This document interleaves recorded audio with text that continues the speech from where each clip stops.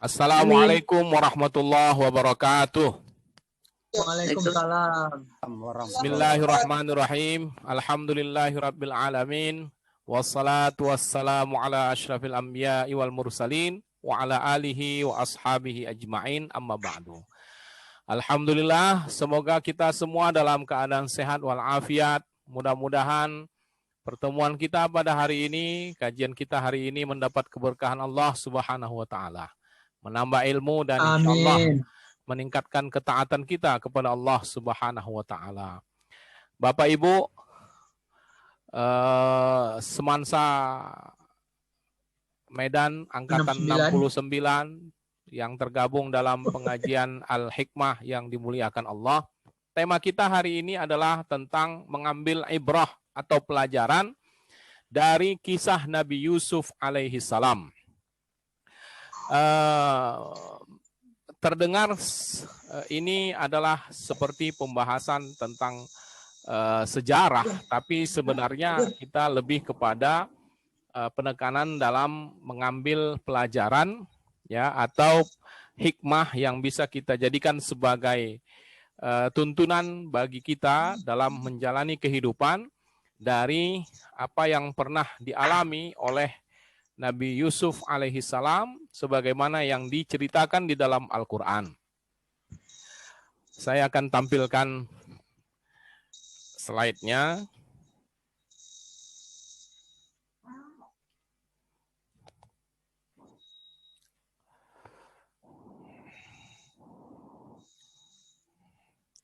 Ya, jadi dalam Al-Quran surat Yusuf itu terdapat pada surat ke-12, terdiri dari 111 ayat dan termasuk surat Makkiyah.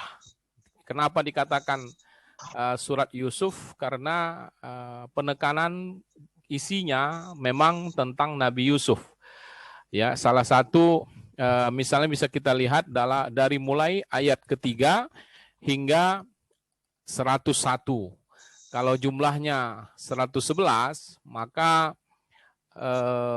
setidaknya hanya 10% lah ya yang tidak terkait langsung dengan kisah Nabi Yusuf. Nah, dari sinilah kemudian kita melihat ada keistimewaan dalam surat Yusuf atau dalam ayat-ayat yang terdapat pada surat ini ketika secara hampir keseluruhan dia hanya berbicara tentang satu kisah gitu, yaitu Nabi Yusuf alaihi salam. Ini berbeda dengan surat-surat lain yang menceritakan tentang kisah Nabi, seperti kita lihat Nabi Adam misalnya, itu tersebar dalam banyak surat dan dia hanyalah berupa katakanlah semacam fragmen-fragmen saja gitu. Jadi sedikit-sedikit saja yang disebutkan dan itu kemudian diulang lagi pada surat-surat yang lain. Berbeda dengan surat Yusuf di mana dari awal katakanlah ayat 3 sampai ayat 101 itu berbicara tentang Nabi Yusuf secara utuh ya, tanpa diselingi oleh cerita yang lain dan tidak ada kita temukan secara katakanlah yang utama isi dari sebuah cerita tentang Nabi Yusuf di surat yang lain gitu. Ya, walaupun ada disebut Nabi Yusuf tapi dalam konteks hanya menyebut daftar para nabi, tapi kalau untuk bercerita tentang sesuatu tentang Nabi Yusuf di surat yang lain itu tidak kita temukan kecuali hanya pada surat Yusuf ini. Ya. Misalnya Nabi Musa, ya, Nabi Musa itu banyak ditemukan, bahkan boleh jadi kisah Nabi Musa termasuk yang paling banyak di antara kisah para nabi yang disinggung oleh Al-Quran dengan penekanan-penekanan pada tema dan topik tertentu saja. Nah, inilah kenapa kita tertarik untuk mengulas ini, karena memang ini istimewa karena kita tidak perlu membaca surat yang lain untuk mengetahui sejarah dan perjalanan hidup Nabi Yusuf alaihissalam sejak dia kecil sampai dia dewasa. Nah, inilah yang dijadikan sebagai alasan kenapa kita membahas tentang surat Yusuf kali ini. Nah, kemudian ini menjadi keunikan dan keistimewaan surat ini adalah bahwa kisah ini merupakan peristiwa masa lalu, ya, peristiwa yang goib bagi Nabi dan orang-orang yang semasanya, karena terjadi pada masa yang telah lalu dan bahkan sudah sangat jauh, ya, masanya, sehingga banyak di antara orang-orang yang ada pada masa itu yang tidak mengetahui bagaimana cerita tentang Nabi Yusuf ini, ya. Nah, sedangkan Nabi Yusuf itu sendiri sudah dikenal namanya, ya, di kalangan orang-orang yang ada pada masa Nabi, termasuk orang-orang Yahudi, ya. Orang-orang Yahudi, tapi untuk sebagaimana kisahnya secara lebih detail, mereka tidak punya tidak punya katakanlah data, ya, tentang itu. Nah, maka dari sini kemudian Allah menunjukkan mukjizat bagi Nabi Muhammad Sallallahu Alaihi Wasallam ketika dalam surat Yusuf ini seperti begitu detailnya diceritakan tentang Nabi Yusuf secara lebih lengkap, dan itu membuat kagum, ya, sebagian orang-orang Yahudi yang hidup pada masa Nabi, sehingga banyak di antara mereka yang beriman, ya, karena mereka apa yang mereka ketahui sebelumnya ternyata lebih lengkap lagi dijelaskan oleh Al-Qur'an. Jadi artinya ini semacam kelebihan, ya, kelebihan dari informasi Al-Qur'an sebagai kitab terakhir yang menyempurnakan kitab-kitab terdahulu, termasuk menyempurnakan kisah-kisah yang tidak disebutkan dalam kitab-kitab yang pernah diturunkan dan yang pernah diketahui oleh para nabi sebelum Nabi Muhammad Sallallahu Alaihi Wasallam, ya. Jadi Nabi Yusuf itu adalah masa di mana pemerintahan awal Mesir masih dikuasai oleh Fir'aun dan dia hidup jauh sebelum lahirnya Nabi Muhammad Sallallahu Alaihi Wasallam. Dalam catatan sejarahnya periode hidup Nabi Yusuf itu sekitar tahun 1745 sampai 1635 Masehi. Ya, jadi artinya jauh sekali sebelum kelahiran Nabi Isa sekalipun, itulah masa hidupnya Nabi Yusuf alaihi salam. Ya. Jadi itu yang pertama. Yang kedua, ya, surat ini begitu penting bagi Rasulullah terutama karena diturunkan di saat-saat Nabi memang sedang mengalami kondisi sulit, ya, karena dalam dakwahnya khususnya ketika pada saat itu Nabi kehilangan dua orang tercinta, yaitu istrinya Khadijah dan pamannya Abu Talib. Dalam suasana seperti ini Nabi betul-betul sangat terpukul, ya, dan merasa sedih, sehingga tahun ketika kedua orang tersayang ini meninggal disebut sebagai tahun duka cita, ya. Nah, itu dari segi internalnya Nabi. Nah, secara eksternal, ya, kondisinya bahwa kaum muslimin beserta Rasulullah sedang mengalami apa yang disebut dengan embargo ekonomi.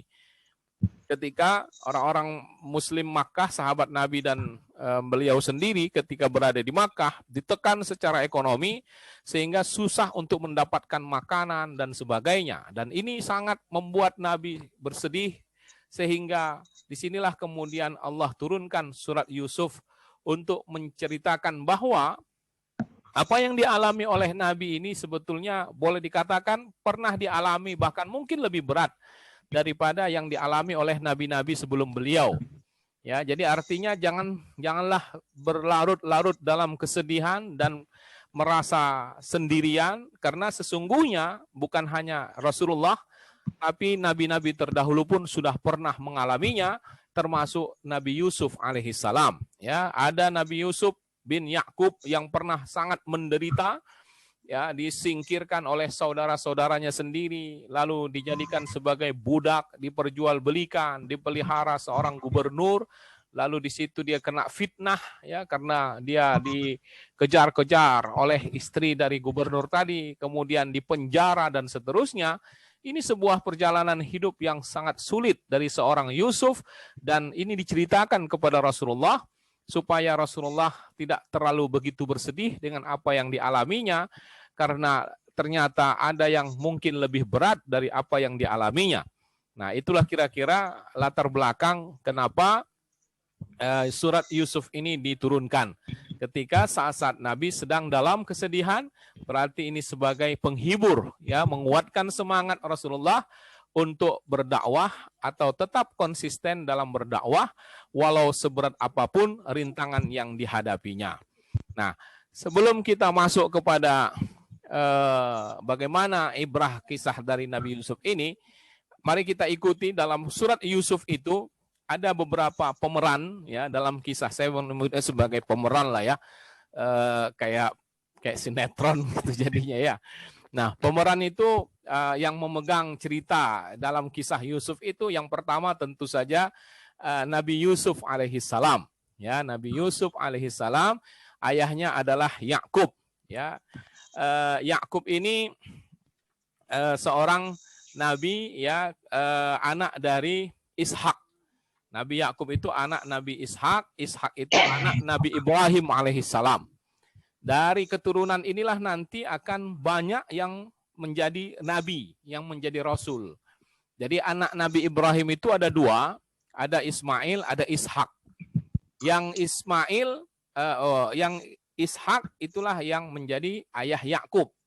Dari Yakub lahirlah Yusuf, dari Yusuf terus ke bawah nanti terus banyak menjadi nabi, nabi-nabi dari kalangan Yahudi. Ya, itulah yang berakhir sampai pada masa Nabi Isa alaihissalam. Nabi Isa lah nabi terakhir dari kalangan Yahudi. Nah, sedangkan Nabi Ismail tidak ada keturunannya yang menjadi nabi. Jauh setelah beliau, barulah akhirnya terakhir lahirlah keturunannya yang menjadi nabi, yaitu Nabi Muhammad SAW. Makanya Nabi Muhammad itu disebut keturunan Ismail. Ya, keturunan Ismail karena Nabi Ismail tidak ada menurunkan nabi kecuali Nabi Muhammad saja. Itulah yang membuat awal mula, ya, sentimennya orang-orang Yahudi terhadap Islam. Kenapa? Orang Arab maksud saya. Kenapa? Karena ketika Nabi Yusuf, setelah Nabi Yusuf banyak mereka yang menjadi nabi, mereka sudah tahu bahwa akan ada lagi nabi penutup, yang inilah sebagai nabi pamungkas, ya, yang memiliki berbagai kemuliaan. Nah, karena mereka melihat nabi-nabi yang yang diutus selama ini dari kalangan mereka, yaitu Yahudi, mereka sesumbar lah, ya, sesumbar atau sesumbar bahwa nabi yang terakhir ini pun nanti akan berasal dari Yahudi. Nah, itulah yang digembar-gemborkan mereka kemana-mana, sehingga ada kebanggaan bagi mereka untuk itu. Nah, ternyata nabi yang lahir bukan dari keturunan Ishak, ya, bukan dari keturunan Yahudi ini, tapi justru lahir dari Nabi Ismail sebagai nabi yang tinggal di Jazirah Arab. Nah, itulah, ya. Jadi makanya kita melihat dalam sejarah awal Islam, ya, termasuk dalam sejarah Nabi mendakwahkan Islam di Madinah, musuh yang paling berbuyutan itu adalah Yahudi-Yahudi itu. Ya, Yahudi itulah yang sangat memusuhi dan banyak mengingkari, sehingga kita bisa lihat sampai sekarang gitu, ya. Nah, jadi itu sekilas tentang Nabi Yakub. Kemudian dalam cerita itu ada nanti saudara-saudara Yusuf. Nah, Nabi Yusuf ini punya saudara-saudara. Saya kira saya punya denah ini dia. Ya. Ini ada silsilah Nabi Yusuf, ya. Beliau hidup pada masa 1745 sampai 1635 sebelum Masehi. Jadi umurnya ini sekitar 110, ya. Sekitar itu, ya, 100-an lebih, ya. Nah, Nabi Yakub itu ada 4 istrinya. Ya, Lea, Bilha, Zilfa, Rahel, ya, Rahel. Nah, dari Lea ini Nabi Yakub punya anak 6, ya, Ruben, Simon, Lewi, Yehuda, Isakar, dan Zebulon. Kemudian dari Bilha ada Dan dan Naftali. Kemudian Zilfa, ya, Zilfa itu punya anak 2, Gad atau Jad, kemudian Asher atau Asir. Nah, inilah yang terakhir Rahel. Rahel ini punya anak 2, yaitu Nabi Yusuf dan Benyamin atau Bunyamin. Nah, di sini kita lihat bahwa Yusuf dan Bunyamin itu memang anak yang bersaudara satu ibu. Ya, sedangkan yang lainnya saudara Nabi Yusuf lain ibu, ya, satu ayah. Nah, disinilah nampak perbedaan dari kelompok saudaranya dengan Nabi Yusuf sendiri. Nah, ada sebagian analis ya mengatakan bahwa mengapa Nabi Yusuf sangat paling disayang oleh Yakub. Kenapa Nabi Yusuf dalam cerita kisah Nabi Yusuf kita tahu Nabi Yusuf itu paling disayang oleh Nabi Yakub. Salah satu sebabnya adalah ketika Nabi Yusuf lahir ketika Nabi Yakub sudah tua gitu. Jadi sudah sekitar umurnya 90 tahun. Nabi Yakub itu meninggal umurnya 140, Pak, 145. Ya. Jadi dia punya anak umur 90 tahun gitu. Nah, lahirlah Yusuf, makanya dia merasa sangat sayang betul kepada Yusuf ini. Dan setelah itu lahirlah Bunyamin satu lagi. Jadi kecenderungan Nabi Yakub menyayangi Yusuf itu salah satu sebabnya adalah kondisi seperti itu, ya, di mana dia mendapatkan Yusuf ini ketika dia sudah boleh dikatakan sudah tua lah, ya. Jadi ini kalau kita lihat bagaimana struktur silsilah dari Nabi Yusuf alaihissalam. Jadi makanya Nabi Yusuf dengan Bunyamin sangat dekat. Ya, karena memang mereka seibu, ya, walaupun dengan yang lain ibu, ya, walaupun bersaudara satu ayahnya. Itu saudara-saudara Yusuf. Kemudian yang keempat itu ada saudagar. Saudagar ini adalah yang membawa Nabi Yusuf ke pasar budak, ya, yang menemukan dia berada di lubang sumur, ya. Dia yang menemukan. Konon namanya itu dalam sejarah disebut Malik bin Za'ar. Ya, Malik bin Za'ar, dia yang bersama rombongan membawa barang dagangan dari Syam ke Mesir. Kemudian Nabi Yusuf dijual oleh Malik bin Za'ar kepada salah satu menteri Fir'aun yang ada pada masa itu. Ya. Oke. Kemudian yang kelima adalah Al-Aziz. Al-Aziz ini disebutkan di dalam Quran, tapi tidak disebutkan namanya. Hanya disebut Al-Aziz, ya, Imra'atul Aziz, ya, namanya. Nah, Al-Aziz ini konon namanya adalah Kitfir atau Itfir. Ya, dia itu adalah salah seorang menteri dalam jajaran kabinetnya Fir'aun. Nah, itu yang kelima. Yang keenam, istrinya, ini yang kita kenal dengan nama Zulaikha. Walaupun nama itu sendiri masih diperdebatkan, ya, Zulaikha itu. Apalagi dihubungkan sebagai istri Nabi Yusuf alaihissalam. Itu nanti akan panjang sekali perdebatannya. Karena memang tidak ada keterangan yang sahih yang menyebutkan bahwa istri Fir'aun itu namanya Zulaikha. Ya, itu semua masih ragu-ragu semua itu. Tidak ada yang pasti keterangannya, yang mutlak kebenarannya, ya. Jadi makanya ketika kita suka berdoa, ya, kita kan sering berdoa itu di acara-acara kawinan gitu atau acara akad nikah. Allahumma alif baina qulubihima, ya Allah, satukanlah antara keduanya sebagaimana engkau satukan Yusuf dan Zulaikha. itu kan boleh dibilang itu masih kontroversi karena yang menjadi istri Nabi Yusuf itu tidak ada disebutkan secara pasti yang dia bernama istrinya itu adalah Zulaikha, ya. Tuh. Terlepas dari itu, istri Al-Aziz ini menjadi tokoh penting dalam cerita kisah Yusuf. Kemudian yang ketujuh adalah Raja Mesir. Ya, kenapa dia memegang peranan? Karena dialah yang menyelamatkan Yusuf dari penjara, kemudian mengangkatnya sebagai salah satu orang yang menjabat di kabinetnya. Ya, jadi raja Mesir waktu itu, ya, namanya tetap Fir'aun itu bukan nama, ya, Fir'aun itu gelar. Jadi siapapun yang menjadi raja Mesir pada waktu itu namanya Fir'aun. Jadi saya kira ini seperti raja-raja di Jawa. Kita tahu Hamengkubuwono 1, 2, 3, 4, 5, 6, 7, 8 gitu. Itu samalah dengan Fir'aun ini. Jadi Fir'aun itu konon ada 13. Ya, sejak masa Nabi Ibrahim alaihissalam.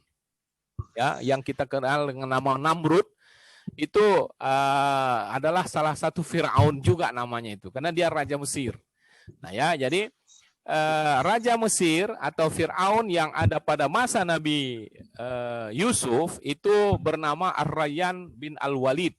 Ya, dia berusia konon sampai 400 tahun. Bahkan dengan usia begitu dia sempat hidup semasa dengan Nabi Musa. Jadi rupanya jarak antara Nabi Yusuf kalau untuk urutan Nabi ya itu sekitar ada 2 generasi lah ya. Setelah Nabi Yusuf itu ada Nabi Ayub ya, Nabi Ayub, kemudian ada Nabi Syuaib. Ya, sementara Syuaib itu adalah mertuanya Nabi Musa kan? Ya, jadi usia 400 tahun itu bisa membuat dia sehidup dengan masa Nabi Musa alaihissalam. Nah, dia adalah seorang yang beriman, ya dia Muslim, ya dia beriman kepada Nabi Yusuf, ya mengikuti agama tauhid. Sedangkan Fir'aun yang ada pada masa Nabi Musa itu adalah Fir'aun yang kufur. Beda dengan Fir'aun pada masa Nabi Yusuf ya. Kalau yang pada masa Nabi Musa dia itu seorang yang kufur ya, kita tahu, dan bahkan dia mengaku sebagai Tuhan ya. Tentu itu bukan itu yang dimaksud Raja Mesir ya. Raja Mesir yang dimaksud dalam kisah ini adalah yang hidup pada masa Nabi Yusuf alaihissalam. Nah, ini yang disebutkan atau yang boleh kita lihat dalam sejarah kisah Nabi Yusuf, tokoh-tokoh yang ada di dalamnya. Nah, ada satu hal yang ingin saya katakan di sini bahwa kalau kita lihat dari tuturan ya penuturan ayat surat Yusuf, maka tidak ada yang secara jelas ya, tidak ada yang secara konkret disebutkan nama dari masing-masing tokoh itu. Misalnya saudara Yusuf tidak disebutkan di situ siapa saja namanya. Ikhwatu Yusuf hanya disebut begitu ya, saudara Yusuf. Begitu juga saudagar itu. Saudagar itu hanya disebut sebagai wasaat sayyarah ya. Sayyaratun itu artinya rombongan dagang gitu. Tidak disebutkan siapa rombongan dagang itu, orangnya mana gitu, enggak disebutkan. Begitu juga gubernur tadi disebut Al-Aziz saja. Ya, tidak disebutkan namanya. Begitu juga dengan wanita atau istri dari Al-Aziz itu, ya, tidak disebutkan juga namanya siapa. Ya, lalu begitu juga dengan Raja Mesir. Nah, ini apa hikmah di balik ini? Nah, kalau kita mau melihat itu, maka kita bisa bandingkan juga dengan surat-surat lain dalam Quran yang berbicara tentang kisah para nabi, dan secara umum kisah-kisah di dalam Al-Quran itu umumnya tidak menggunakan nama-nama atau tidak menyebutkan nama-nama tokohnya. Dan ini menurut para ulama mengajarkan kepada kita bahwa yang ingin ditekankan dari kisah itu adalah bukan tokohnya, tapi adalah pesan yang dibawa atau sifat karakter yang ditampilkan oleh tokoh-tokoh itu. Ya, jadi itu yang sebetulnya ingin ditonjolkan oleh Al-Quran. Misalnya ketika saudara-saudara Yusuf, ya, tidak disebutkan di situ siapa mereka karena penekanannya adalah pada karakter saudaranya itu yang ingin ditampilkan, gitu. Ingin disampaikan berkaitan dengan sifat-sifat dan kelakuan-kelakuan mereka, ya. Seperti juga istri Al-Aziz tidak disebutkan namanya siapa karena yang ingin ditampilkan di situ kepada kita adalah tentang karakter dan sifatnya, dan itulah yang perlu bagi kita untuk kita jadikan sebagai pedoman, ya. Makanya Al-Quran tidak perlu menceritakan detil-detil dari nama-nama tokoh itu. Nah, jadi ini salah satu dari uslub ya. Uslub itu semacam cara Al-Quran dalam menampilkan sebuah kisah sebagai kitab hidayah atau sebagai kitab petunjuk.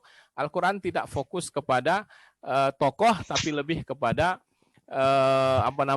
kepada pesan atau perilaku, karakter atau sifat dari orang-orang tersebut, ya. Jadi itulah hikmahnya kalau kita lihat kenapa di dalam Al-Quran cenderung tidak disebutkan tokoh dan nama-nama tokoh secara lebih jelas, karena yang ingin disampaikan oleh Al-Quran adalah semacam pesan yang berkaitan dengan karakter sifat, yang itulah yang perlu kita ambil hikmah dan pelajaran. Ya, kita tidak perlu nama-namanya, yang lebih perlu kita adalah apa yang terjadi, apa yang dilakukan, dan apa yang bisa kita ambil dari perilaku tokoh-tokoh tersebut, ya. Itu yang ingin saya tambahkan. Kemudian mengapa, apa fungsi kisah-kisah di dalam Al-Qur'an?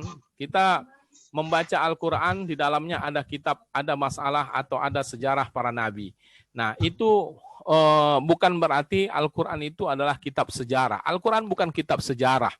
Ya, itu juga alasan kenapa tidak perlu disebutkan tokoh-tokoh secara detail. Karena Al-Quran itu adalah kitab petunjuk, kitab hidayah, di mana apapun yang ada di dalamnya haruslah memberikan pelajaran yang membimbing kita untuk menjalani kehidupan ini dengan baik, ya, sesuai dengan tuntunan Allah di dalam Al-Quran maupun sunnah Nabi Shallallahu Alaihi Wasallam. Makanya di dalam surat Yusuf itu sendiri, ya, ayat 111, ayat terakhir ini, dikunci dengan sebuah pernyataan, laqad kana fi qasasihim ibratun liulil albab. Sesungguhnya pada kisah-kisah mereka itu terdapat pengajaran bagi orang-orang yang mempunyai akal. Jadi kita dipanggil Allah sebagai orang yang mempunyai akal, seyogianya kita bisa mengambil pengajaran atau pelajaran dari hikmah dari kisah-kisah para nabi, termasuk kisah Nabi Yusuf alaihi salam. Makana hadisan yuftara walakin tasdiqal ladzi baina yadayhi wa tafsila kulli syai'in wa hudan wa rahmatan liqaumi yu'minun. Dan Al-Quran itu bukanlah cerita yang dibuat-buat, akan tetapi membenarkan kitab-kitab yang sebelumnya dan menjelaskan segala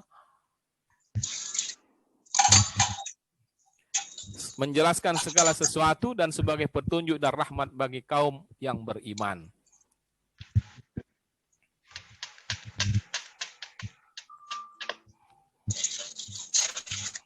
Sebentar Pak, saya mau nyolokin colokannya dulu nih.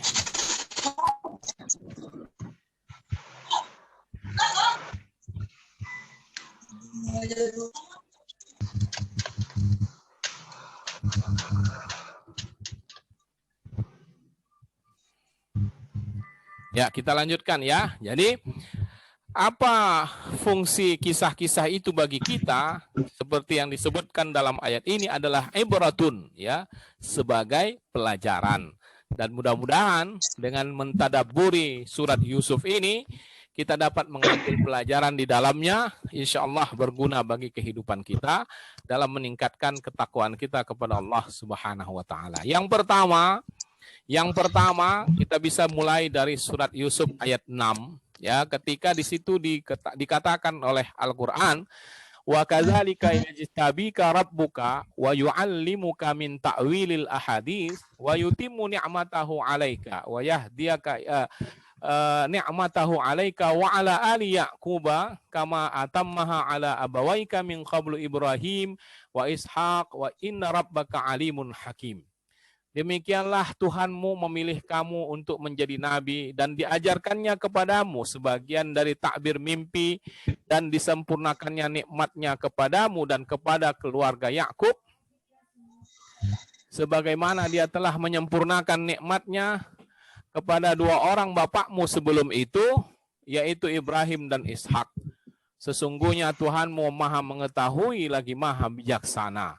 Di sini Al-Quran menceritakan bahwa Nabi Yusuf berasal dari keluarga yang salih, ya, keluarga yang memang dibimbing oleh Allah dengan wahyu, dan Nabi Yusuf sendiri diberikan keutamaan dan kemampuan dalam menakbirkan mimpi, ya, sehingga menjadi mukjizat bagi beliau. Nah, dari sini kita bisa lihat bagaimana pelajarannya bahwa keluarga yang baik, ya, keluarga yang disinari atau yang diselimuti dengan nilai-nilai agama yang baik, maka akan diharapkan bisa mencetak generasi yang baik. Jadi prinsipnya kalau kita ingin melahirkan anak-anak yang generasi yang saleh, maka berangkat dari pendidikan awalnya adalah di rumah. Ini sesuai dengan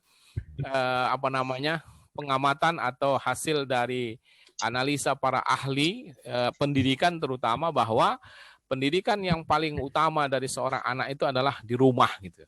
Bahwa dia memang harus disekolahkan, pada dasarnya yang utama itu tetaplah pendidikan dari rumah, ya, orang tua, ya, ayah dan ibunya, sehingga ketika dia keluar, maka apa yang didapatnya di luar itu kalau positif akan menambahnya, kalau negatif akan dia tolak dan sebagainya. Jadi Nabi Yusuf lahir dari keluarga yang baik, disebutkan di sini secara berulang wa yutimmu ni'matahu 'alaika wa 'ala ali Ya'qub, dan kepada keluarga Yakub. Dan keluarga Yakub itu sebagaimana dulu juga pernah diberikan Allah kenikmatan, ya, kelebihan dan keistimewaan bagi kedua orang tuanya, yaitu Ibrahim dan Ishak. Jadi artinya dari mulai kakek, dari mulai ayah, kakek dan cicitnya, buyutnya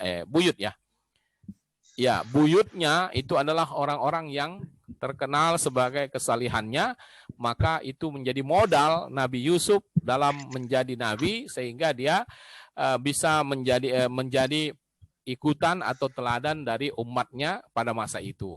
Itu yang pertama. Kemudian yang kedua, ya, ayat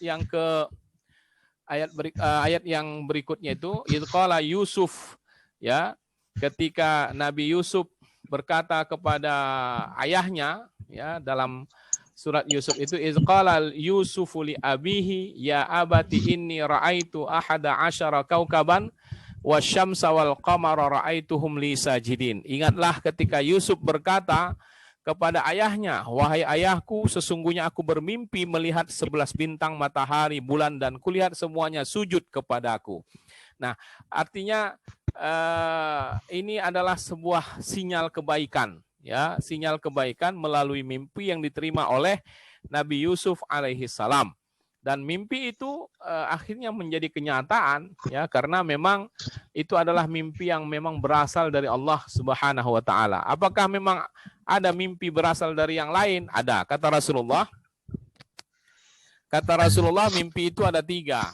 Ya, ada 3 macam mimpi kata Rasulullah. Ar-ru'ya salasun hadisun nafs wa takhwifus syaitan wa busyra minallah. Mimpi itu ada 3 macam. Bisikan hati, ditakuti setan, dan kabar gembira dari Allah. Nah, ya, jadi yang namanya bisikan hati itu yang kita sebut sebagai mimpi kosong lah, ya. Mimpi tidak ada makna, hanya bunga-bunga tidur kata orang, ya. Kemudian wa takhwifus syaitan adalah semacam bisikan setan atau sesuatu yang merupakan sinyal-sinyal keburukan dari setan, ya. Lalu kemudian kabar gembira dari Allah, inilah yang diterima oleh Nabi Yusuf alaihi salam sebagai bentuk wahyu kalau bagi nabi, ya, dan sebagai ilham bagi orang-orang tertentu yang dibimbing oleh Allah Subhanahu wa taala. Nah, dalam agama kita, dalam syariat kita, bagaimana menyikapi mimpi, ya, bagaimana menyikapi mimpi itu sebetulnya sudah diberikan tuntunan oleh Rasulullah Sallallahu alaihi wasallam. Ya, di dalam banyak keterangan dikatakan kalau kita bermimpi, maka yang kalau dia baik, kita bersyukurlah, memuji Allah, ya, dan kita tidak mengapa berharap itu menjadi kenyataan. Tapi kalau kita bermimpi buruk, maka kita hendaklah berlindung dari Allah, ya, berta'awuz. Kemudian dalam satu hadis dikatakan meludahlah ke kiri, tapi ini jangan terlalu mudah diamalkan karena bisa menimbulkan keributan nanti. Kalau yang di sebelah tidur adalah orang rumah kita ludahi, bisa marah dia, ya.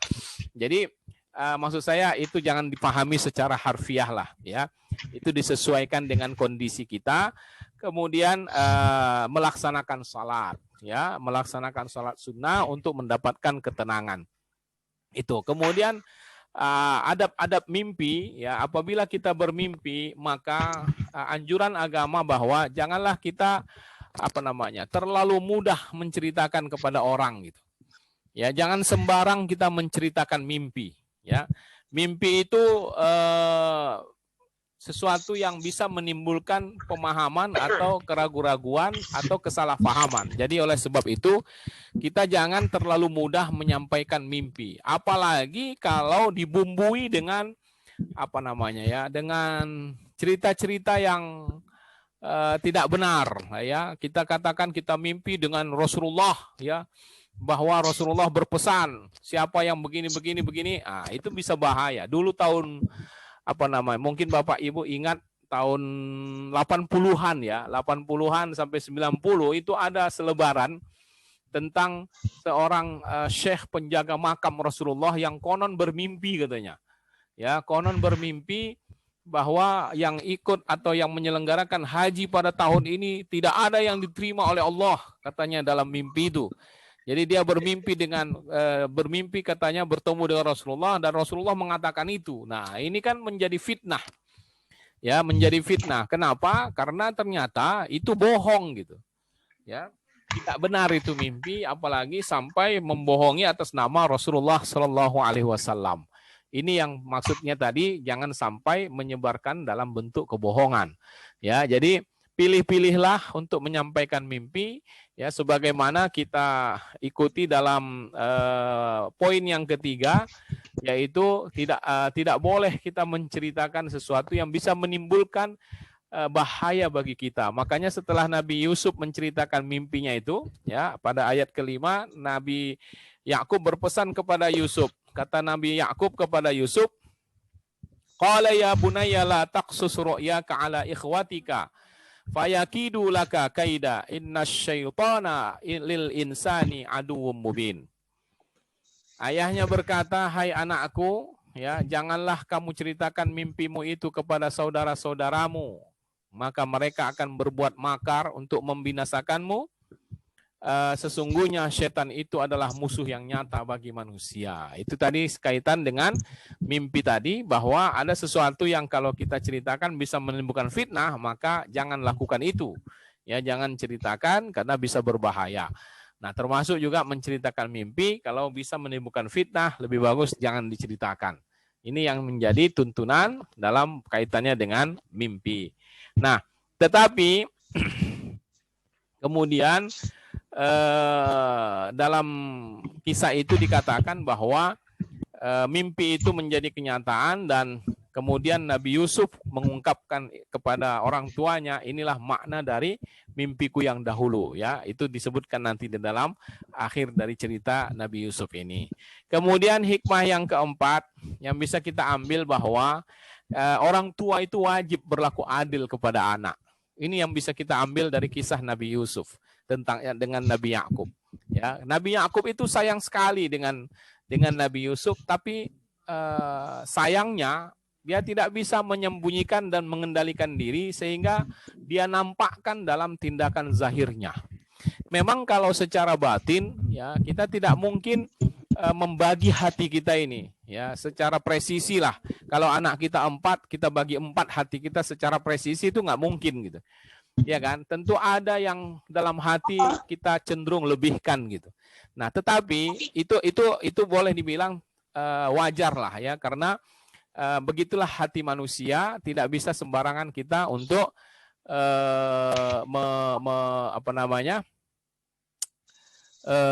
membagi-baginya, ya. Tapi kalau secara zahir, ya, secara lahiriah, maka apa yang ada di dalam hati kita tidak boleh kita tunjukkan sehingga terlihat ketidakadilan itu, ya. Itulah yang terjadi pada Nabi Yakub ketika dia menunjukkan rasa sayangnya lebih daripada anak yang lain secara zahir. Nah, makanya terjadilah fitnah terhadap Nabi Yusuf, ya, ketika anak-anaknya yang lain merasa iri lalu kemudian menimbulkan makar bagi mereka. Ya, ini bisa dilihat dalam surat Yusuf ayat 8, ya, ketika itu mereka berkata, qalu la Yusuf wa akhuhu ahabbu ila abina minna wa nahnu usbah inna abana la fi dhalalim mubin. Ya, sesungguhnya Yusuf dan saudara kandungnya lebih dicintai oleh ayahnya, oleh ayah kita daripada kita sendiri. Padahal kita ini adalah satu golongan yang kuat. Sesungguhnya ayah kita adalah dalam kekeliruan yang nyata. Ya, jadi dari ungkapan anak-anak Nabi Yusuf ini terlihat bahwa saudara-saudara Yusuf ini bahwa ayahnya memang tidak bisa berlaku adil secara zahir, ya, karena mereka tahu ayahnya ternyata lebih cinta kepada Yusuf dibanding diri mereka. Itulah yang menimbulkan bahaya sehingga akhirnya menimbulkan fitnah bagi Nabi Yusuf. Nah, dalam ajaran Nabi Muhammad sendiri memang kita disuruh untuk berlaku adil. Ada seorang sahabat ketika itu dia menceritakan tentang ayahnya, ya, yang bernama Nu'man bin Bashir, ya. Bashir itu ayahnya. Nu'man mengadu kepada Nabi bahwa ayahnya telah memberikan seorang budak kepada Nu'man. Budak itu sebagai katakanlah yang membantu dia urusan rumah tangga. Lalu Nabi bertanya kepada Bashir, ayahnya Nu'man tadi, apakah engkau memberikan hal yang sama kepada anakmu yang lain? Kata Bashir, tidak, hanya kepada Nu'man saja. Kalau begitu jangan kau lakukan itu. Padahal dia punya anak yang lain, ya. Jadi kata Nabi, apakah kau memberikannya kepada yang lain, anakmu yang lain gitu? Kata Bashir, tidak. Nah, oleh karena itu kata Nabi, janganlah lakukan seperti itu. Artinya kembalikanlah itu. Supaya apa? Supaya betul-betul dapat bersikap adil kepada anak-anak. Nah, itu yang disebutkan dalam kisah tentang Nabi Yusuf dalam hal keadilan ayahnya. Nah, tentu saja ini akan bisa kita pahami kalau menempatkan makna adil itu secara wajar gitu ya. Nah, tentu saja adil bukan berarti harus sama, tapi sesuai dengan porsinya. Jadi adil itu boleh dibilang tindakan proporsional lah ya. Tentu saja kalau kita lakukan secara proporsional, maka itu keadilan yang kita harapkan. Keadilan yang sejatinya harus kita tunjukkan, khususnya kepada anak-anak kita. Kemudian yang kelima, ya, pelajaran yang kelima, bahwa kita tidak boleh merencanakan taubat agar bisa berbuat dosa. Jadi ini menarik sih sebetulnya. Jadi ada orang-orang yang maksud dia begini, ya, ngapain kita takut berbuat salah, toh nanti kita bisa taubat gitu. Nah, itu yang tak boleh gitu. Jadi seolah-olah taubat itu dijadikannya sebagai membuka kesempatan untuk berbuat dosa. Padahal bukan itu sesungguhnya yang terjadi. Yang dimaksud bahwa dosa yang dilakukan itu bukan sesuatu yang direncanakan sehingga dia akan berencana untuk taubat atas dosa itu gitu ya. Jadi ini bisa kita lihat dalam surat Yusuf ayat 9 ketika saudara Yusuf berkata, "Uqtulu Yusufa awitrahuhu ardan yakhlu lakum wajhu abikum wa takunu min ba'dihi qauman salihin." Ya, bunuhlah Yusuf atau buanglah dia ke suatu daerah yang tak dikenal supaya perhatian ayahmu tertumpah kepadamu saja, dan sesudah itu hendaklah kalian menjadi orang yang salih. Jadi dari sini terlihat ada semacam rencana mereka untuk melakukan kejahatan, dan itu ditutupi dengan dengan semacam rencana untuk memutihkan dosa itu dengan bertaubat kepada Allah. Tentu ini tidak benar. Ya, jadi tidak boleh kita merencanakan taubat agar bisa berbuat dosa, karena sesungguhnya taubat itu sendiri sesuatu yang memang wajib kita lakukan, karena diri kita ini tidak mungkin terlepas sama sekali dari dosa. Ya, oke. Kemudian yang berikutnya tentang tawakal, ya, tentang tawakal. Apa yang bisa kita lihat di sini? Misalnya dalam surat Yusuf ayat ke-13. Ketika Nabi Yusuf diminta izin oleh anak-anaknya untuk dibawa saudaranya berjalan atau bermain-main ke hutan, Nabi Yakub kelihatannya terselip kekhawatiran dalam hatinya, nanti anaknya ini akan bahaya gitu. Ya, dia takut Nabi Yusuf akan dimakan oleh serigala. Dalam ayat ini dikatakan begitu, ya. Sesungguhnya kepergian kalian bersama Yusuf itu membuat hatiku sedih dan aku khawatir kalau dia dimakan serigala. Sedangkan kalian lengah darinya. Ya, jadi artinya ada kekhawatiran dalam ucapan Nabi Yakub ini atas karena dia mencium ada rencana busuk dari anak-anaknya yang lain terhadap Yusuf. Ya, nah tapi apa yang kita lihat terjadi justru dia khawatir. Kemudian dia tidak dia takut dimakan serigala, justru anaknya hilang gitu. Ya. Jadi justru dia kehilangan Yusuf sampai dia begitu sedihnya hingga air matanya terus mengalir, matanya pun menjadi buta ya dengan kesedihan karena kesedihannya kehilangan Yusuf. Nah, ini kemudian dikoreksi dari sikap Nabi Yakub kemudian bahwa ketika kemudian saudara Yusuf diminta yang lain yaitu Bunyamin untuk dibawa, maka disinilah terlihat perubahan sikap Yakub. Ya, kalau di awal kelihatannya dia khawatir sehingga dia lupa untuk menyerahkannya kepada Allah, maka di dalam kesempatan yang kedua ya disebutkan dalam Yusuf ayat 64 bagaimana Nabi Yakub kemudian mempasrahkannya kepada Allah. Jadi kata Nabi Yakub, bagaimana aku akan mempercayakannya kepada kalian kecuali seperti aku telah mempercayakan saudaranya kepada kalian dahulu.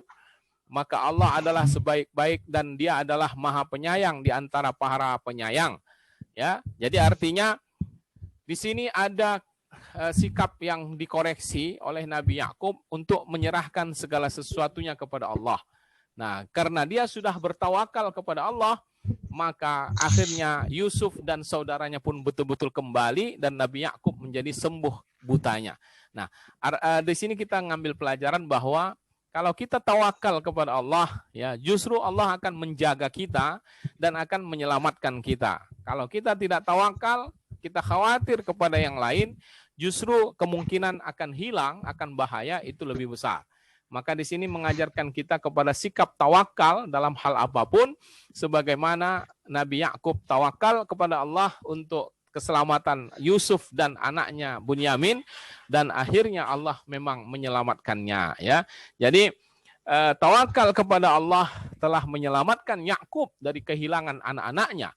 Dan bagi kita, tawakal artinya memberikan jaminan dan ketenangan dalam batin kita, sehingga kita tidak perlu khawatir akan kehilangan sesuatu kalau betul-betul kita memang pasrahkan dia kepada Allah Subhanahu wa Ta'ala.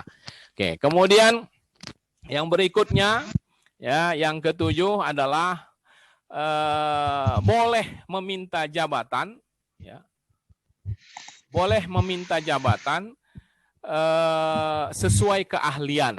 Ya, ketika Nabi Yakub dilebaskan dari penjara, dia kemudian ditawari jabatan karena dia sudah berjasa memberikan takbir mimpi kepada raja itu, pada pimpinannya pada saat itu.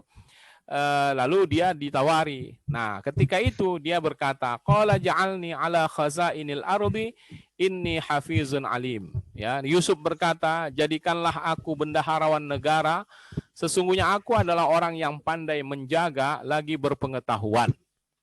Ya, ini dalam ayat ini Nabi Yusuf terkesan meminta sesuatu, ya, meminta jabatan atas jabatan yang ada, dan itu dalam istilah agama itu sebetulnya tidak mengapa asal memang sesuai dengan keahlian.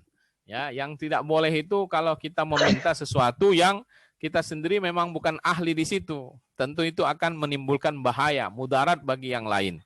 Nah, dalam hal ini Nabi Yusuf memintanya karena Nabi Yusuf merasa yakin memiliki kemampuan untuk itu, ya. Jadi dalam agama pun seperti itu, walaupun ada peringatan siapa yang meminta-minta jabatan maka dia itu seperti disembelih dengan tanpa menggunakan pisau. Artinya dalam agama ini memang tidak baik meminta jabatan, tapi dalam kondisi tertentu ketika memang kita merasa ahli, tentu dalam ukuran-ukuran yang wajar, maka tidak mengapa kita meminta jabatan itu demi untuk menyelamatkan sesuatu atau kondisi yang juga yang banyak kepentingan orang kemaslahatan orang banyak di dalamnya. Ya, jadi ini tergantung kepada kemaslahatannya. Baik, itu yang ketujuh. Kemudian berikutnya, menangis tidak menafikan kesabaran. Ya, Nabi Yakub dulu ketika dia kehilangan Yusuf sampai menangis sedih, sampai kemudian dia berkata kepada Allah, ya asafa ala Yusuf, ya wahai duka citaku terhadap Yusuf. Nah, ini adalah sebuah ungkapan kalau ukuran kita sekarang itu dilarang. Karena kita seolah-olah tidak meridhoi ya takdir Allah. Ya, jadi kita tidak boleh mengeluh. Tapi dalam hal ini mengeluh kepada Allah itu malah justru dianjurkan. Nah, Nabi Yakub mengeluh dia, sedih dia dengan keadaan yang menimpa Yusuf sampai dia berkata begini, ya, aduhai duka citaku terhadap Yusuf, ya asafa ala Yusuf. Nah, tapi beliau tidak dikecam dengan sikap ini, ya, walaupun dia seperti itu tidak dianggap dia telah menafikan atau tidak sabar dalam hal ini, karena sekedar mengeluh atau menangis di hadapan Allah untuk mengadukan persoalan itu tidaklah sebagai sebuah keluhan. Yang tak boleh kita itu adalah mengeluh kepada orang. Yang kita keluhkan pasti Tuhan. Nah, itu tidak boleh. Yang boleh kita mengeluh langsung kepada Allah, mengadukan duka cita, itu tidak mengapa. Nah, ada satu keterangan, ya, ada satu keterangan ketika ditimpa musibah seperti ini, Nabi Yusuf mengatakan, ya asafa ala, Nabi Yakub mengatakan, ya asafa ala Yusuf. Ya, karena apa? Karena dulu Nabi Yakub tidak diajarkan sebuah kalimat yang diucapkan kalau kita ditimpa musibah. Sampai Nabi Muhammad SAW diutus, barulah kita memiliki semacam ungkapan yang kita ucapkan sebagai bentuk penyerahan kita kepada Allah. Itulah kalimat istirja. Jadi kalau kita ditimpa musibah, kita dianjurkan untuk membaca innalillahi wa inna ilaihi raji'un. Itu adalah salah satu keistimewaan umat Nabi Muhammad SAW. Umat-umat Nabi terdahulu tidak mengenal kalimat itu, ya. Dan termasuk Nabi Yakub. Makanya dalam hal ini dia berkata, aduhai duka citaku terhadap Yusuf. Kalau seandainya dia tahu dan sudah diajarkan kalimat innalillah, tentu dia akan mengucapkan kalimat itu. Tapi karena belum tahu, akhirnya yang dia ucapkan adalah ya asafa ala Yusuf. Walaupun begitu, itu tidak dianggap sebagai sebuah ketidaksabaran. Ya, itu hanyalah semacam keluh kesah, dan kalau kepada Allah kita lakukan tidak mengapa. Nah, ini kaitannya dengan haramnya kita berputus asa. Ya, karena kita ketika ditimpa musibah, ketika ditimpa kesulitan, kesusahan, kita dilarang berputus asa. Dalam surat Yusuf ayat 87, Allah mengingatkan melalui Nabi Yakub kepada anak-anaknya untuk tetaplah beroptimis, ya, mencari pasti ketemu, kira-kira begitu. Carilah Yusuf dan saudaranya, dan janganlah kamu berputus asa dari rahmat Allah. Sesungguhnya tidaklah yang berputus asa dari rahmat Allah melainkan orang yang tak percaya kepada Allah. Jadi kalau dia percaya kepada Allah, pasti dia akan terus berharap kepada Allah.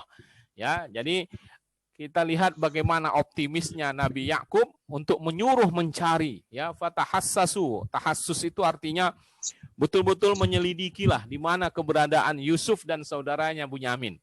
Ya, dan jangan putus asa dalam kondisi yang begitu sederhana kehidupan masa lalu, susah sekali mencari orang, ya kan? Kalau ada orang yang hilang, kalau sekarang tinggal diposting aja ke grup-grup, langsung ketahuan di mana posisinya, ya. Tapi kalau dulu kan nggak ada gitu. Tapi Nabi Yakub mengatakan, fatahassasu wala tai'asu, janganlah kamu berputus asa, menunjukkan ini sebuah sikap optimisme yang sangat tinggi, dan sebaliknya melarang kita berputus asa atas persoalan yang kita hadapi, karena sesungguhnya ada Allah bersama kita yang akan membantu. Itu, ya. Kemudian yang berikutnya, pelajaran yang berikutnya bahwa kita tidak boleh dendam atas kesalahan orang lain, terutama kerabat kita. Ya, jadi sebetulnya dendam itu secara umum tidak dianjurkan lah, tidak baik. Ya, itu adalah perbuatan orang-orang yang boleh dikatakan tidak berakhlak baik.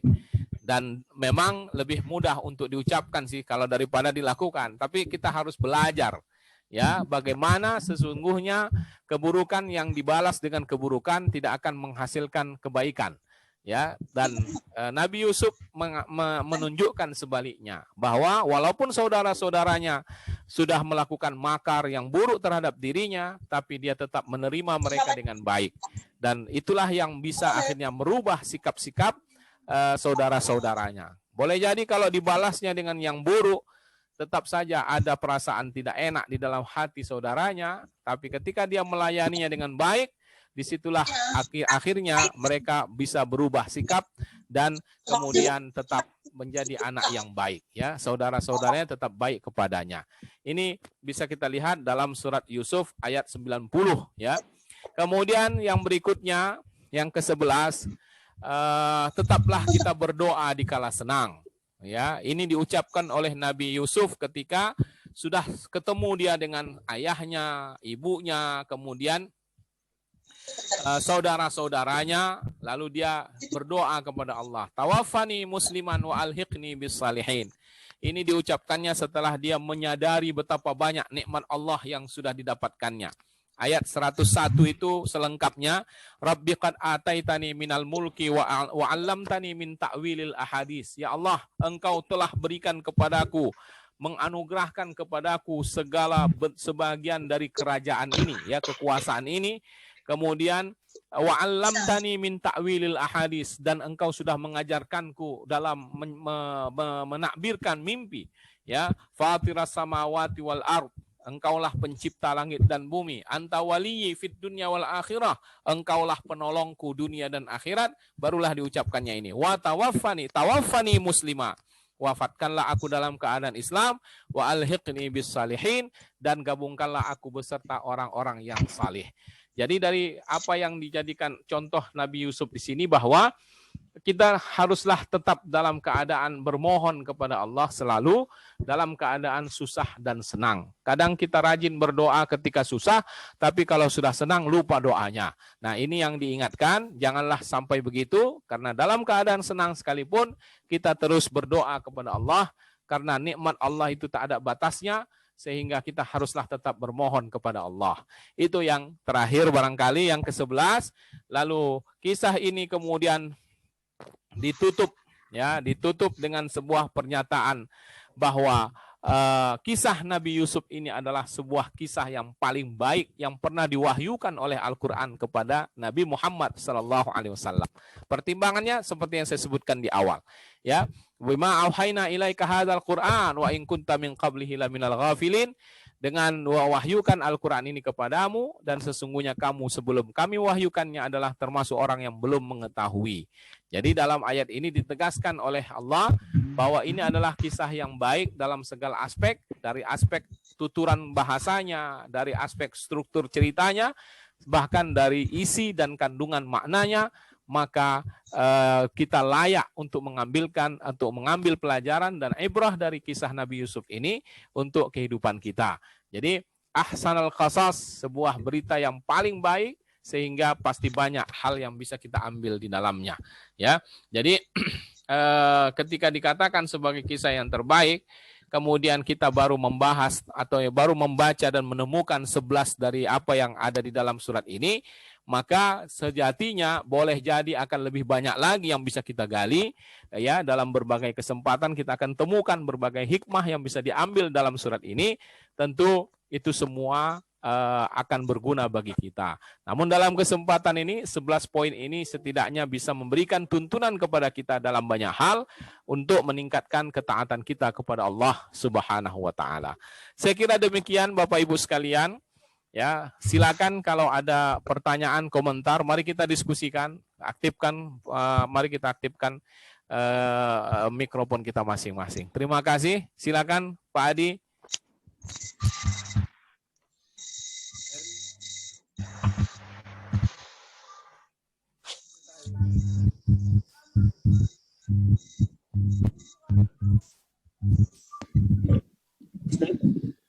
Ya, Assalamualaikum. Waalaikumsalam.